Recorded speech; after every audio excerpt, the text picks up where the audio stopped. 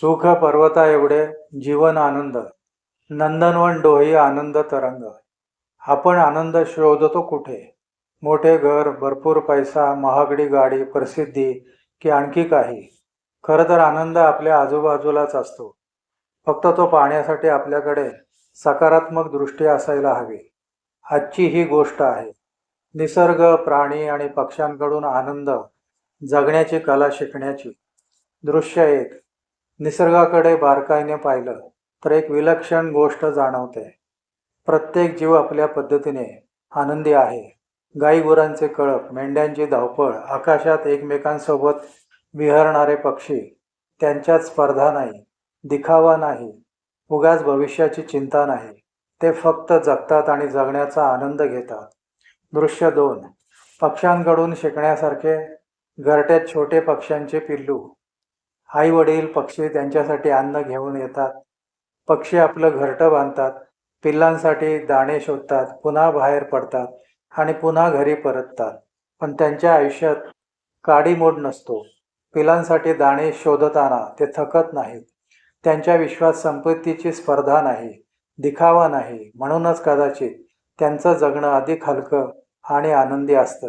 दृश्य तीन. माणूस मात्र का दुःखी? मग प्रश्न पडतो. माणसाकडे बुद्धी आहे, विज्ञान आहे, संपत्ती निर्माण करण्याची ताकद आहे. तरीही माणूस अनेकदा दुःखी का असतो? कारण आपण अनेकदा जे आहे त्यापेक्षा जे नाही त्याचा विचार जास्त करतो. आपल्याकडे असलेल्या आनंदाकडे दुर्लक्ष करून आपण दुसऱ्यांकडे काय आहे याची तुलना करत राहतो आणि मग छोट्या छोट्या गोष्टींचंही मोठं ओझं वाटू लागतं. दृश्य चार. सुख पर्वता एवढे का वाटते? निसर्गाचे सुंदर दृश्य, पाण्याचा प्रवाह, पानावर पडणारे पावसाचे थेंब, पक्ष्यांचा किलबिलाट.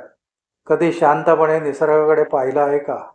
वाहणारं पाणी काही सांगत नाही, पण मन शांत करतं. पक्ष्यांचा किलबिलाट काही शिकवत नाही, पण चेहऱ्यावर हसू आणतो. हिरव्या झाडांकडे पाहिलं की मनाला वेगळीच प्रसन्नता मिळते.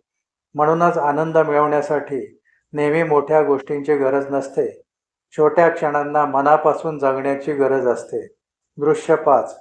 माणूस आणि नाती. कुटुंबातील व्यक्ती एकत्र बसलेले, मित्र एकमेकांशी बोलताना. माणूस हा सामाजिक प्राणी आहे. आपल्या नात्यामध्येही निसर्गासारखीच एक शक्ती आहे. एकमेकांना समजून घेणे, चुका माफ करणे, सकारात्मक विचार करणे, सद्भावना ठेवणे आणि प्रेमाने स्वीकारणे. या गोष्टी शिकण्यासाठी आपल्याला मोठ्या पुस्तकाची गरज नाही. निसर्ग आणि प्राणी पक्ष्यांचं निरीक्षण केलं तरी खूप काही शिकता येतं. दृश्य सहा. संकटातही सकारात्मकता. वादळानंतर पुन्हा उगवणारा सूर्य. जीवनात अडचणी येणारच. कधी परिस्थिती आपल्या विरोधात असेल, कधी जवळची माणसं दूर जातील, कधी अपयश मिळेल. पण त्या परिस्थितीकडे आपण कसं पाहतो यावर आपल्या मनाची अवस्था अवलंबून असते. नकारात्मक विचार संकटाला आणखी मोठं करतात, पण सकारात्मक विचार त्या संकटातून मार्ग शोधण्याची ताकद देतात. दृश्य सात. आनंदाची खरी व्याख्या. आनंद म्हणजे नेहमी पैसा नाही. आनंद म्हणजे मोठेपणा नाही. आनंद म्हणजे दुसऱ्यापेक्षा पुढे जाणं नाही.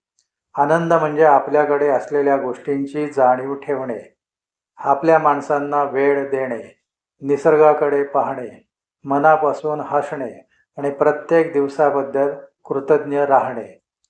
कदाचित म्हणूनच सुख पर्वता एवढं असतं, पण ते दिसण्यासाठी मनाची नजर मोठी असावी लागते. आनंद आपल्या बाहेर नाही, तो आपल्या दृष्टीत, विचारात आणि नात्यात दडलेला आहे. आजपासून एका छोटा प्रयत्न करूया. दररोज काही क्षण निसर्गासाठी राखूया. आपल्या माणसांशी प्रेमाने बोलूया. छोट्या गोष्टीत आनंद शोधूया. आणि सर्वात महत्त्वाचं, माझ्याकडे काय नाही याऐवजी माझ्याकडे काय सुंदर आहे हा प्रश्न स्वतःला विचारूया. कारण जीवन एकदाच मिळतं. ते केवळ जगायचं नसतं, ते आनंदाने जगायचं असतं. आजचा शतायुषी. धन्यवाद.